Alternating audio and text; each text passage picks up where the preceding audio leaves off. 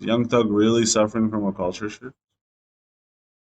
Coming out of jail, there's been a downfall of fan support for Young Thug, which is really weird to me because Young Thug has always been one of the more loved guys in rap over the last decade now, but especially when he was behind bars. I thought that he was gonna come home and be one of the most beloved rappers in the game, and everyone was gonna be super excited to see what Young Thug's doing next, but that's just not the case. He's really suffered from a lack of interest, but not just a lack of interest, really just losing love from the fans as well.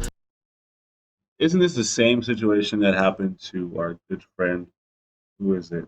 The man's from New York who had that song about a week ago, right? And then when he did a bunch of concerts recently, the ticket sales were just not adding up. So it used to be you could go to jail and come back and everyone would still love you, but nowadays it just doesn't seem like the case. Everything that he's been involved in since coming home has either disappointed, didn't live up to expectations, or has turned a lot of the masses against him. I made a video maybe a few weeks ago now speaking on his next album, UI Scooty, and how there was no interest for it. Nobody really cared about UI Scooty and what was going to be on it, who was the features and all. It was about to come out that week, and it was not the talk of the town. It was not headline news. And he even dropped a rollout single with Future, and yeah, that song did some numbers, don't get me wrong, but it wasn't taking over the rap landscape. And Young Thug ended up pushing his album back, and it felt like nobody really cared. Typically, when somebody like a Young Thug pushes an album back, you got the whole internet, oh my gosh, I can't believe I was looking forward to this. Dang, man, why can't we ever have anything? But you didn't see that reaction because more people than not actually didn't even know, but a lot of people just didn't care. And what's really going on here is I feel like there's a culture shift that's kind of happening in the background. Well, not necessarily the background, but maybe just not something that everyone's paying attention to. And Young Thug is the prime example of this shift happening in real time. What's good, YouTube? It's Justice. I used to be paying. Today I'm back with another video. And in this video, I'm going to be talking about Young Thug and how he's kind of suffering from a culture shift in rap right now. But before I get into that, make sure you leave a like, comment, and subscribe. Do all those things. It helps me out a ton. What really made me make this video is the overwhelmingly negative response that Young Thug got when he tweeted at Kid Cudi. Now, recently, Kid Cudi testified against that walking, living, breathing demon that is Diddy. And Young Thug tweeted, damn, Cudi really a rat, or damn, Cudi a rat, something of that sort. And this was one of the stupidest tweets that you could really make about this situation. Because Kid Cudi is not a street guy. He's not a gangbanger. He never claimed to be a tough guy in the streets doing all this crazy stuff. So to expect him to go up there on the stand and hold it down for Diddy doesn't make any sense, especially because the only reason he's up there is because he's possibly a victim of Diddy and his crazy crimes that he's been committing for the last 30-something years. And not only that, but Kid Cudi's a civilian who was subpoenaed. So you expected him to go up there and I don't recall, or maybe even risk going to jail on his own, maybe even risking perjuring himself to hold it down for Diddy. He was supposed to risk his own freedom for Diddy, according to Young Thug's logic. Y'all love Diddy too much, bro. How are you gonna let Cudi take the fall for Diddy when Diddy is the one who put a bomb in his whip to explode it? Y'all are crazy, bro. This is what I'm saying. Y'all, this whole trying to be hood thing, I don't get y'all, bro. First of all, that tweet by Young Thug, stupid. Just as stupid as Kanye coming out with those free Diddy shirts. Like, read the room, my guy. That makes no sense. It's dumb. And so rightfully, the entire internet was killing Young Thug. And it's just so crazy because this is the exact type of comment that really holds us back as a community, if you get what I'm saying. But also, Young Thug has had nothing to say about this whole situation. The Diddy situation, all the crimes, the abuse, the assaults. He's had nothing to say about the domestic violence we literally saw on camera. Nothing. He's been silent. Crickets.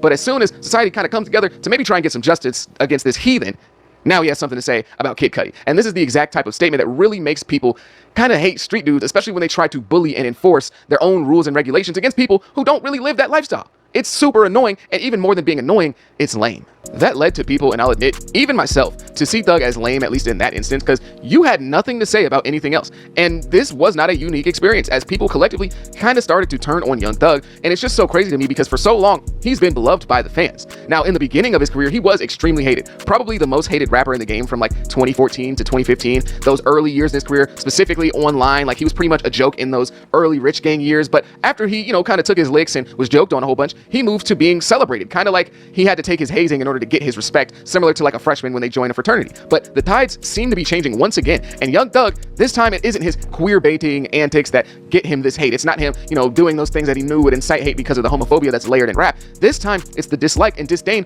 for the streets and its rules and regulations that are the culprit of this new wave of hate. In the history of rap, there hasn't been much that's been considered cooler than being a street rapper. Of all the types of rappers that there are, you got your conscious rapper, battle rap, your family-friendly pop rapper, all of those, it doesn't matter. The coolest one was always the street rapper, or at least that was the one that kind of everyone wanted to be, in a sense. Rap as a genre originated from telling... Yeah, but you have to understand this idea of the street rapper being the forefront or the epitome, the idol of all the rap styles that exist is because in the late 80s and the early 90s, what had happened was that all these conscious rappers were coming up, right?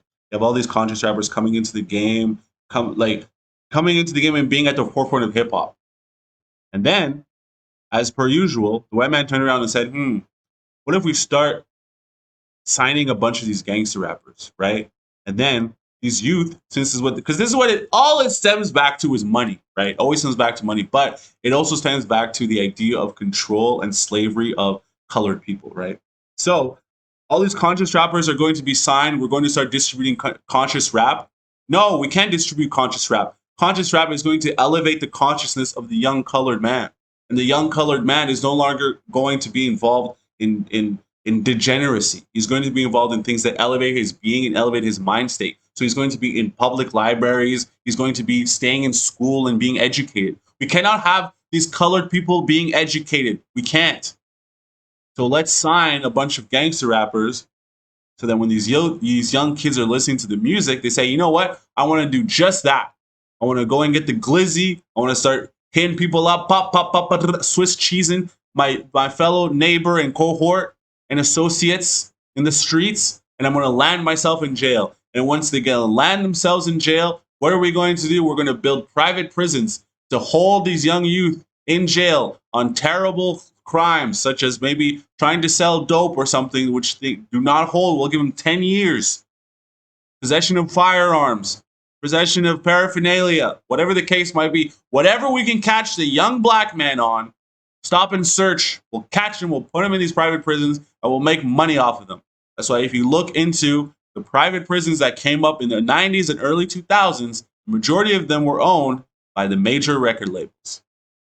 Telling stories of the struggle and coming from the bottom and overcoming that stuff. And throughout history, there's been no story that's more intriguing than the hard-bodied tough guy from the streets. Like, that is just the truth. It's so revered. It's become such a revered position in rap that oftentimes we see people acting like they're like that when they've never been like that in their life, acting like they're a street dude when they didn't come from that. That's actually a very common thing to do. Or people will see a street rapper and try to challenge him and see, oh, did he experience this? Has he gone through that? Has he done this? I don't know if we can call him a street rapper. Like, there are prerequisites that you have to hit in order to be considered this thing because it's just held in such a high regard. But at this point, I don't know if that's really the case. Like, in the past, there really wasn't a higher badge of honor in rap than being a street dude that everyone kind of respected as like that. But I don't really know if that's where we are in 2025. Of course, it's still incentivized to be at least from the struggle, but there has been a recent shift in sentiment. There was at least a certain level of respect from the fans for the streets and street code, even if the fans themselves weren't from that. However, there's been a recent change in the feeling amongst fans and how they feel about rappers and street rappers and their politics entering the music. For some, it might be easy to point to the growth of hip hop in popularity and the increase in consumers as the reason why, specifically white suburban fans, but I think that that's lazy and really not the case. White suburban fans have existed in rap since it really became a mainstream genre in like the late 80s, early 90s.